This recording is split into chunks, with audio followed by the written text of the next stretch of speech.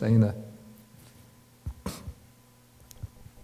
And every day when the Brahmin sees the monk, he doesn't pay any attention to him. So the monk just stands there for a few minutes, no response. And then since there's no response, he has to move on to the other houses. Then one day, the monk is standing there in front of the house, and then the first time the Brahmin comes out from the house and says, "Move on, Venerable Sir. We don't give to Buddhist monks." And then the elder monk says, "Thank you very much." And then the Brahmin is puzzled by this and thinks, I didn't give him anything. I told him to move on, and yet he thanks me. Why is that? And then he thinks there must be something special about these Buddhist monks. So then he calls them into the house and says, "Why is it that I didn't give you anything, but you thanked me?" And then the monk says, "Well, I've been coming to your house for alms, for a year or so? And previously, you never even had the courtesy to come out to say a word to me. You just remained in the house silently. But now you came and you asked me to move on. So I thanked you for at least speaking a few words to me." And then with this, the Brahmin's mind was changed. And then he said, "Wait a few moments." Then he told his wife, "Get some food ready," and prepared it, offered it, and then invited the elder monk to come in the future, to come call regularly for alms. And that way the elder monk was able to get to know this boy, who then decided he wanted to become a monk, and then he became the great monk Nagasena. Okay, so let us continue.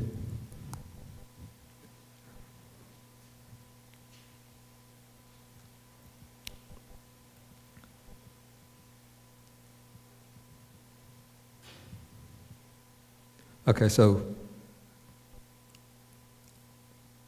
the monk should consider whether there were any of these defilements in his mind.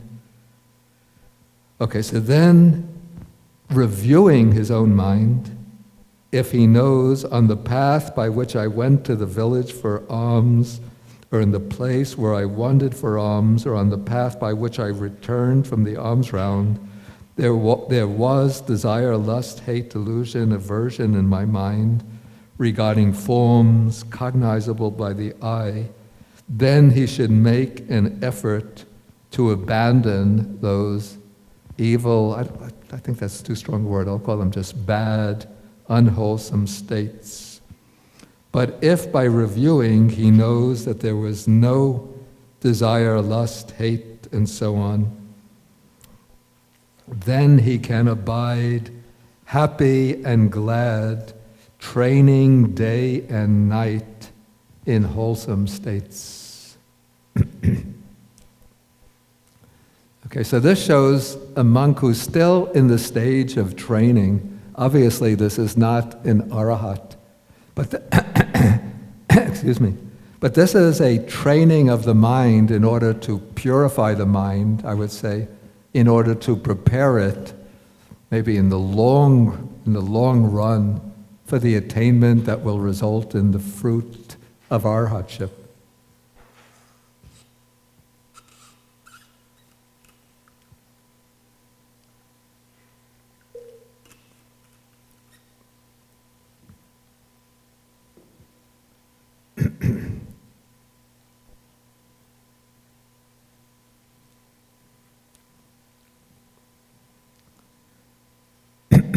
Okay, and then the same thing is repeated for each of the other sense modalities.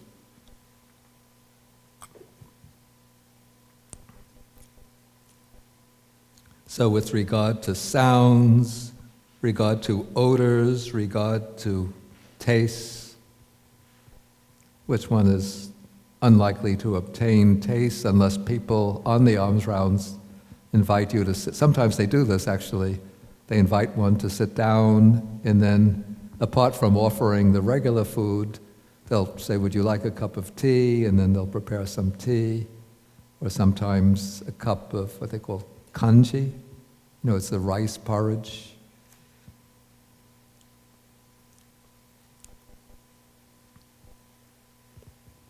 And the rice porridge is rather bland tasting, but there's something called kola kenda, which is flavored with green, what do they call this? Green herbs, and it's very tasty. And tangibles, cognizable by the body, and mind objects, cognizable by the mind. Those would be any kind of like thoughts or mental images that come into the mind independent of the senses. So again, one reviews one's own mind in the same way.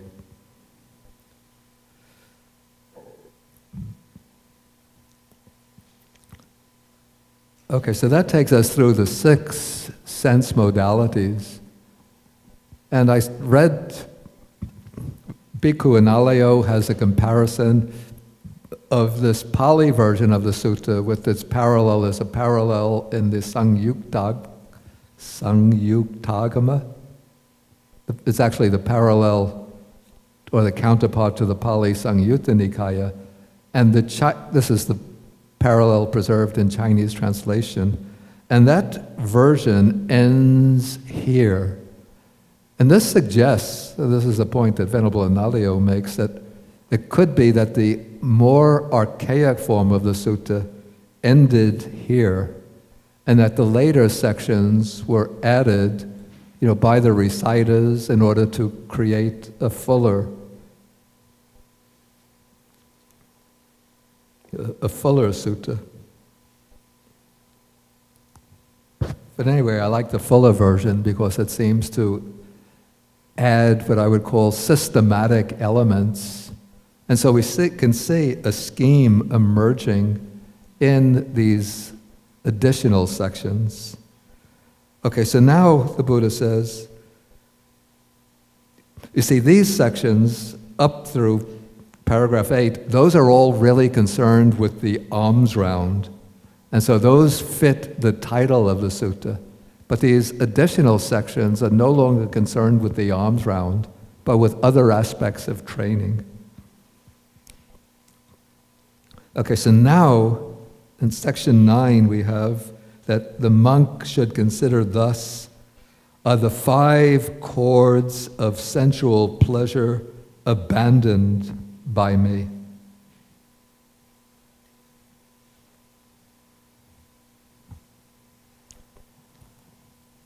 Okay, if by reviewing he knows that the 5 chords of sensual pleasure are not abandoned, then he should make an effort to abandon them. And if by reviewing he knows that the 5 chords or objects of sensual pleasure are abandoned, then he can abide happy and glad, training day and night in wholesome states. Okay, then the next, I want to take these 2 sections together. The next section, the monk should consider thus are the 5 hindrances abandoned by me. And then the same process is applied to the 5 hindrances. If they're not abandoned, one should make the effort to abandon them. If they are abandoned, then one could abide happy and glad, training in wholesome states.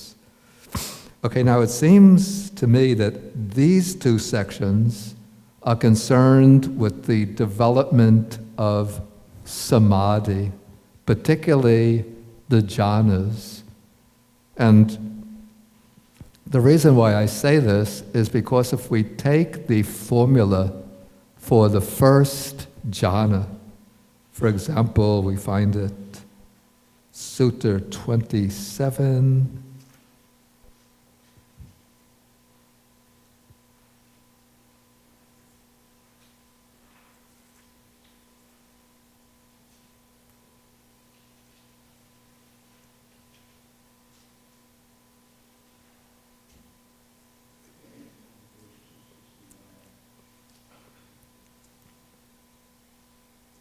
Okay, yeah.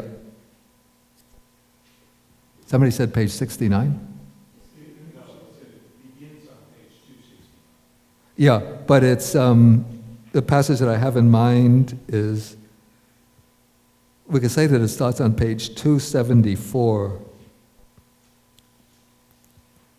At the bottom, paragraph 18, which speaks about the abandoning of the 5 hindrances. And then it goes in paragraph 19, having thus abandoned those 5 hindrances, imperfections of the mind that weaken wisdom, quite secluded from sensual pleasures, secluded from unwholesome states, he enters and abides in the first jhana. And so here we have in Sutta 151, we have the abandoning or giving up of the 5 strands or cords or objects of sensual pleasure. So this would imply sort of detaching oneself from involvement in the objects of sensual pleasure. And then paragraph 10 takes us to a deeper level where one is cleansing the mind of the 5 hindrances: sensual desire, ill will, dullness and drowsiness, restlessness and regret and doubt. Okay, so this is clearing the way to the attainment of the deeper stages of samadhi or the jhanas.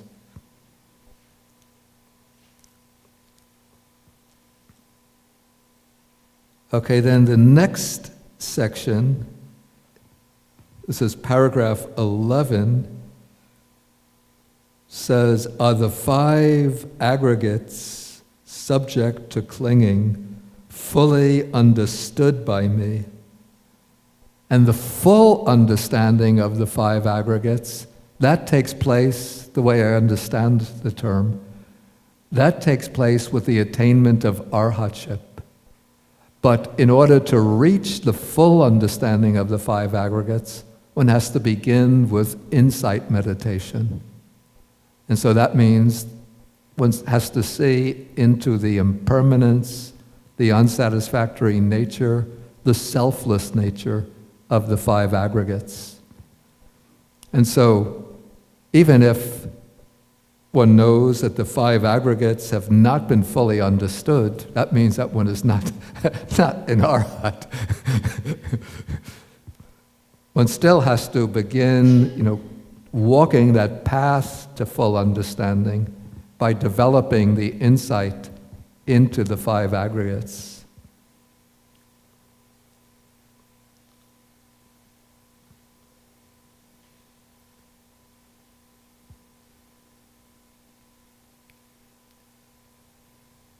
Okay, then we could see the next sections. We have the text brings in the 37 aids to enlightenment, the 7 groups of enlightenment factors. That is the 4 foundations of mindfulness, the 4 kinds of striving or right effort, the 4 bases for spiritual power, the 5 faculties, the 5 powers, the 7 enlightenment factors, and the Noble Eightfold Path. Okay, the way I might see this is sort of my own interpretation. Even though full understanding of the 5 aggregates is the accomplishment of the arhat, but we could say that the first breakthrough of penetrative wisdom that sees the real nature of the 5 aggregates, that takes place with the attainment of stream entry. So the stream enterer has developed insight up to the point of seeing the ultimate truth of the Dhamma, and with the penetration of that ultimate truth, the 5 aggregates appear in their real nature as being impermanent, unsatisfactory, not self. Okay, now to move from the stage of stream enterer to the stage of arhat, one has to develop the 37 aids to enlightenment. So we could see those sections are brought in here in order to show the transitional process moving from stream enterer to the verge of arhatship.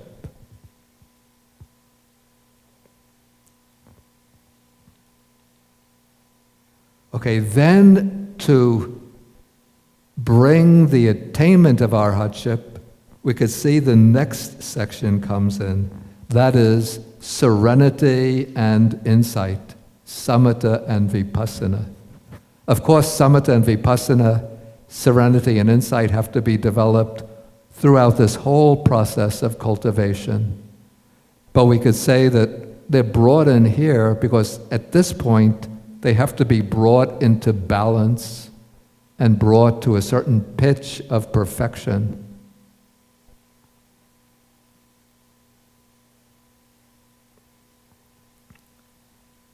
Okay, and then when they're brought into balance and brought to that degree of strength, then there comes the breakthrough to the attainment of arhatship, the final fruit. And then the final fruit of arhatship is marked by bringing together two other qualities which are called vijja, or clear knowledge, and vimukti, liberation. So that takes us to paragraph 20. So the monk should consider thus our true knowledge and deliverance realized by me. And notice here, this is something to be realized. The others are things to be developed. The different aids to enlightenment are to be developed. But true knowledge and deliverance, or clear knowledge and liberation, these are things to be realized. So these terms indicate the fruit of arhatship. Okay, so if he knows by reviewing that he has not realized them, then he should make the effort to realize them. But if by reviewing he knows that he has realized them, then it said he can abide happy and glad, training day and night in wholesome states. Actually, if he's realized true knowledge and deliverance, then there's no further need for training. But I think that expression is repeated here just in a mechanical way, just because it's a certain refrain that's being repeated for each section.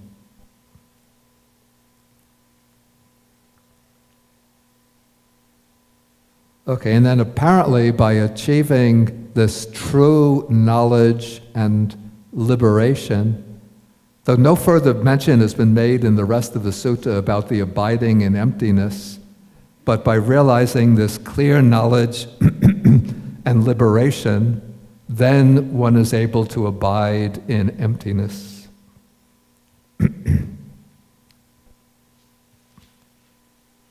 Okay, then the Buddha concludes the sutta with an important statement, which I think it's intended to emphasize the value of this mode of practice.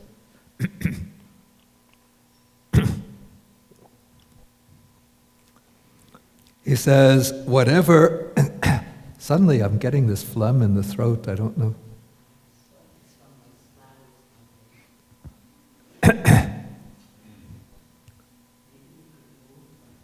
Really? Other people are getting them from the flowers? I'll survive. Okay, but I don't know that I'll complete the sutta. I'll survive. Whatever ascetics and Brahmins in the past have purified their alms food, have all done so by repeatedly reviewing thus. Whatever ascetics and Brahmins in the future will purify their alms food, will all do so by repeatedly reviewing thus: whatever ascetics and Brahmins at present are purifying their alms food are all doing so by repeatedly reviewing thus. Therefore, Sāriputta, you should train thus. We will purify our alms food by repeatedly reviewing thus.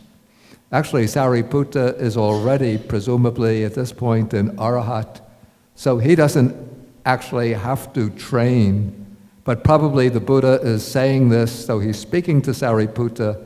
He has in mind not Sāriputta himself, but the other monks and later generations of monks. Okay, that takes us to the end of the sutta. And if there's any questions, please feel welcome to ask the questions. And the reason why I'm laughing, I'm turning out to be my word is turning out to be very unreliable. Each week I send out the notice through the monastery. This week we'll be taking 2 suttas. And then it turns out that I take up almost the whole class with 1 sutta and not enough time to take the 2nd sutta.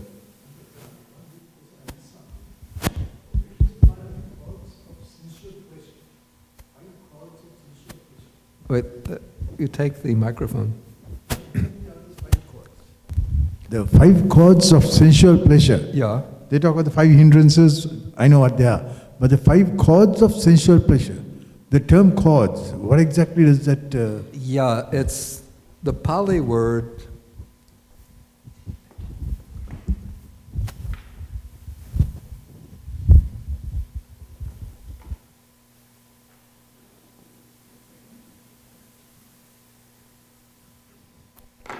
The Pali word is kama guna.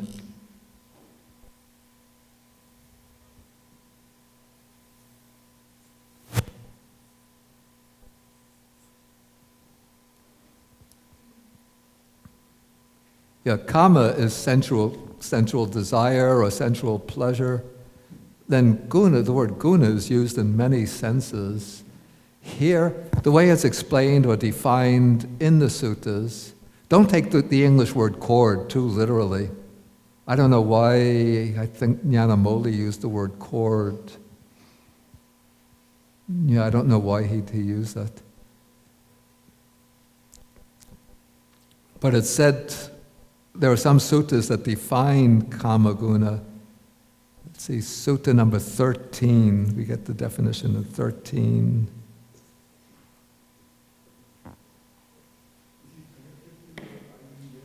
Yeah, those are the forms cognizable by the eye, which are, okay, page 180. Forms cognizable by the eye that are wished for, desired, agreeable, likable, connected with sensual desire, and provocative of lust. Excuse me? It's not the 5 sense organs themselves, it's the 5 objects of the sense faculties. And so, one can't actually, I have to say, one can't literally abandon the 5 enjoyable objects of the senses, because they are there whether you want them to be there or not. I mean, when that young monk is going on his arms round, the beautiful girl is going to come out with the delicious food, and so he's not going to run away, but it's and speaking to him with the sweet voice, "How are you today, Venerable?"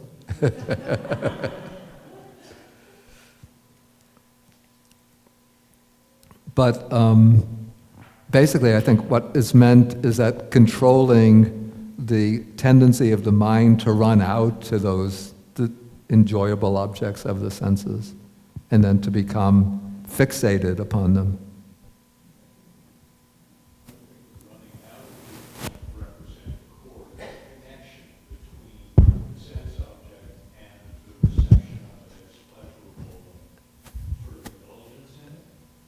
Yeah, that is if one picks up on the English word chord, but the Pali word guna is more like quality.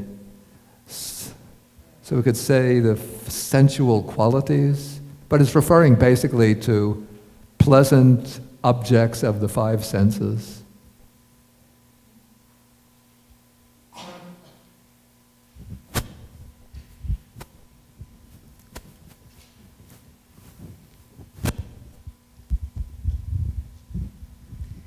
Bhante, earlier you talked about, or you read something about non-voidness?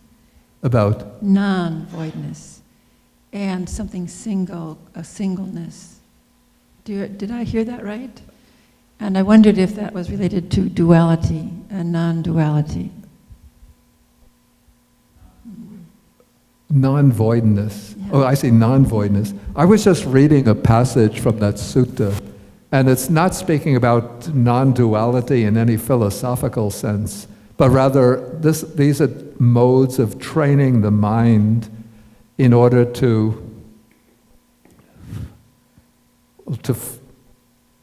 modes of training the mind in order to elevate it to higher and more refined levels of consciousness by, in stages, excluding the grosser or coarser object, and then just focusing the mind one-pointedly upon the subtler object.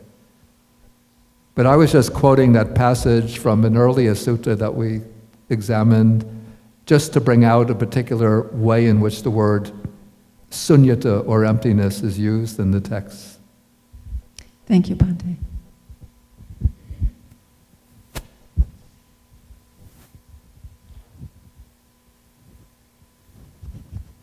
Okay, any further questions? Yeah, please. What is your name, by the way? Your name? Oh, yes, I'm sorry. Yeah. My name's Ian. Ian. Ian. Ian. Yes. Ian, yeah. Hi.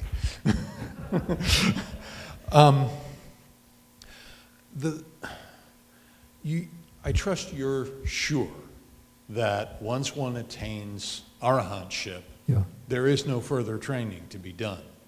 Because that's kind of what I was asking with my question earlier. Yeah.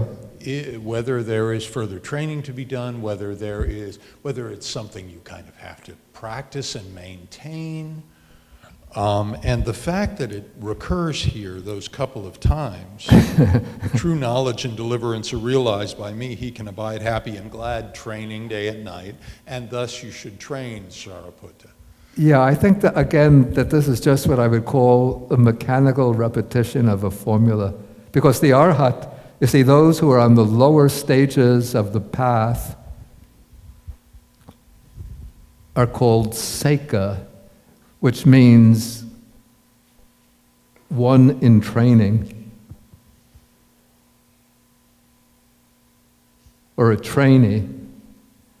And then another term for the arahat is aseka, which means one who is not a trainee. But I translate aseka, one beyond training, or one who has completed the training. Because somebody like me, I'm an aseka in the sense of lazy, negligent. Thank you, Bhante.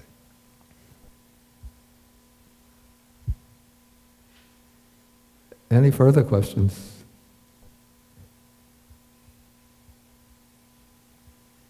So shall we try to take one Sutta 152 in 5 minutes? Is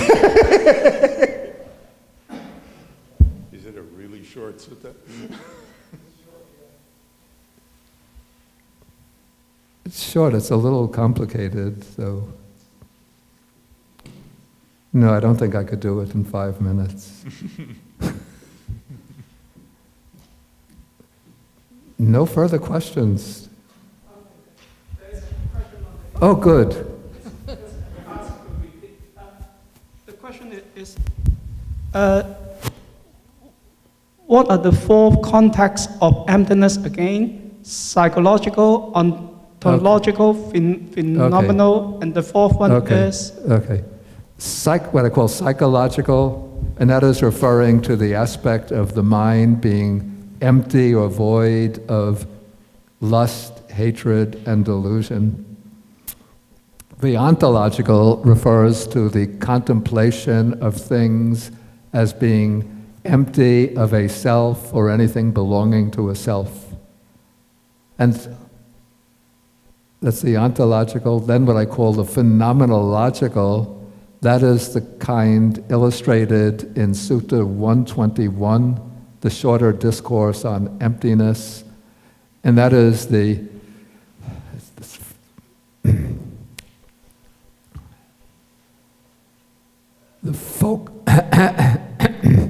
the direction of the mind in such a way. I don't remember if I found a very succinct way to explain that. You mentioned the way things appear within an experience. Okay, that's the meaning of phenomenology. Okay, but this is,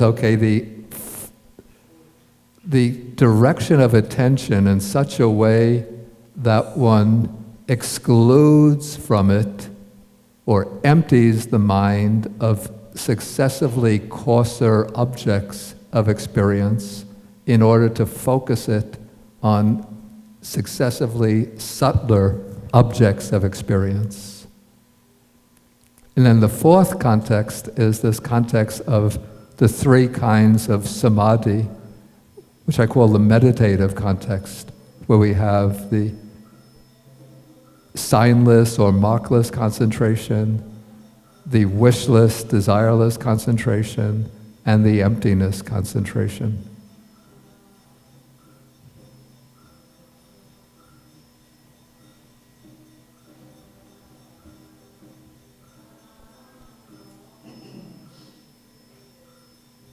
And I thought of another passage which illustrates the ontological aspect of emptiness, though it doesn't use the word empty itself, but this is Samyutta Nikaya, chapter 22, sutta number 95.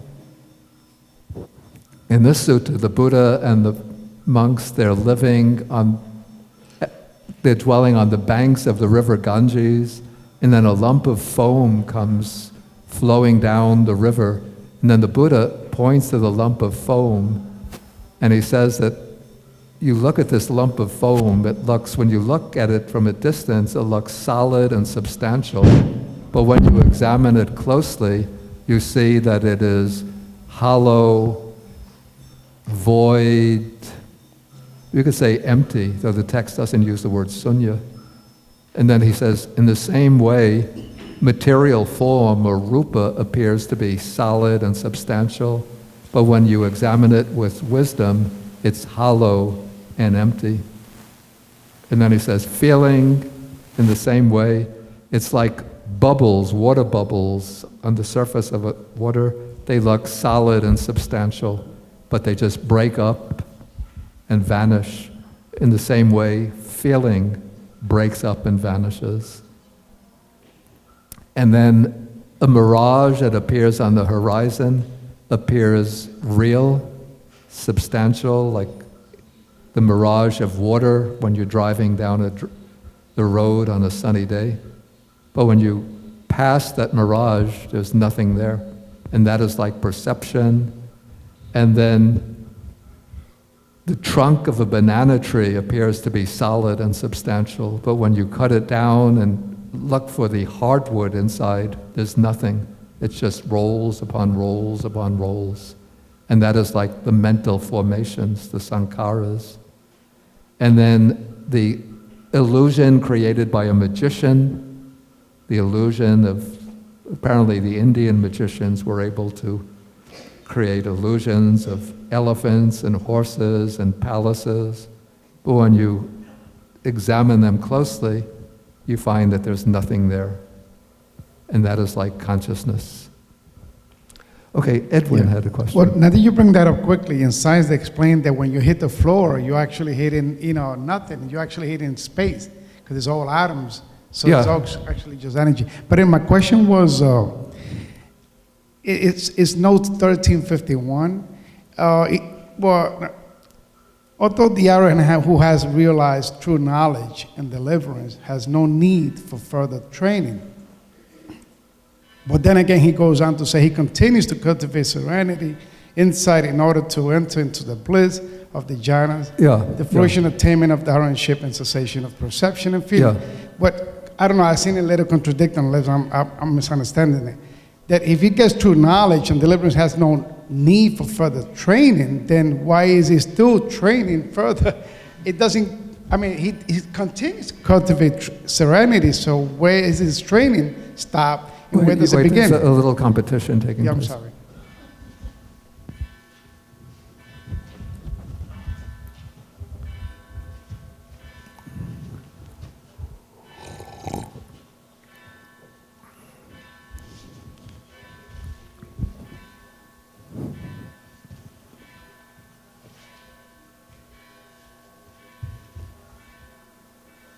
Anticipation.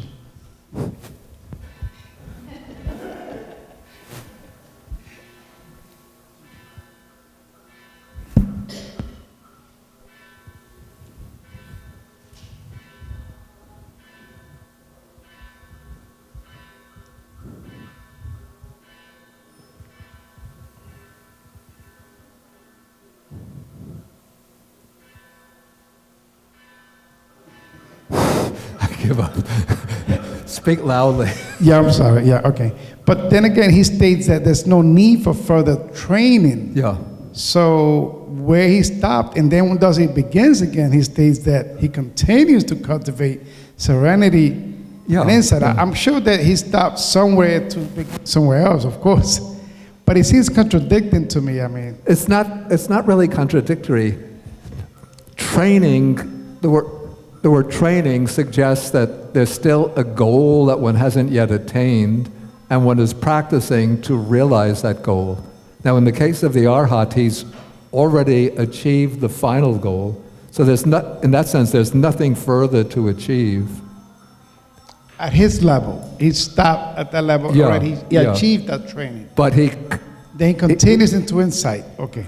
But there's still those attainments that he has access to. He doesn't have to train to realize them. I get it. As something that he hasn't yet achieved. But in order to enter into them, he has to undertake these practices. Okay, thanks. But it's not for the purpose of eradicating any more defilements or achieving some higher stage beyond his arhatship. Thanks, Bhante. Thanks.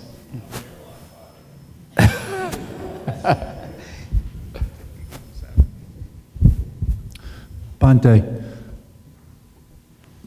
isn't it a mind moment when you become the Arahant? And that once you attain that mind moment, then that's it? The path of arhatship, according to the Abhidhamma system, is just a mind moment. That mind moment is what eradicates the fetters. But then after that, there comes, the fruition, experience. Then one emerges as an arhat. Thank you. And one continues through the rest of one's life to be an arhat. It's not that one is an arhat for one mind moment. Exactly. Thank you, Bhante. Yeah. Okay, we'll end now, and we'll come back at, say, 12:20, in order for 12:15, 12:20, to have a little further discussion.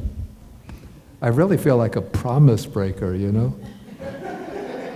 But next week, we'll take Sutta 152.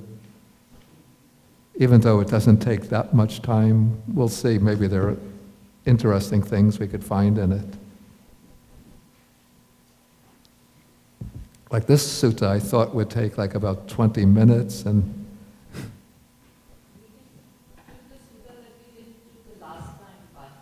I have that. Those will probably take 2 sessions each. Sutta number 1 and Sutta number 140, number 43.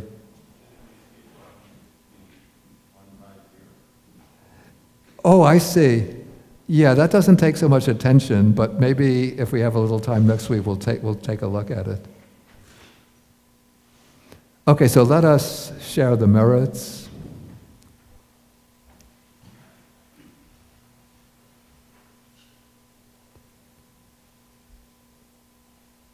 Akasata chabumata deva naga mahidika punyantang anumoditva chirang rakantu sasanang. Akasata chabumata deva naga mahidika punyantang anumoditva chirang rakantu desanang. Akasata chabumata Deva naga mahidika punyantang anumoditva chirang rakantu mang parang etavatacham hehi sampadang punya sampadang sabbe devanumodantu sabba sampati siddhya etavatacham hehi sampadang punya sampadang sabbe bhutanumodantu sabba sampati siddhya Etavatacham hehi sampadang punya sampadang sabbe satanumodantu sabba sampati siddhya bhavagupadaya avichihetato etantare satakayupapanna rupya rupicha sanya sanyino dukkhapamuchantu pusantu nibbutting.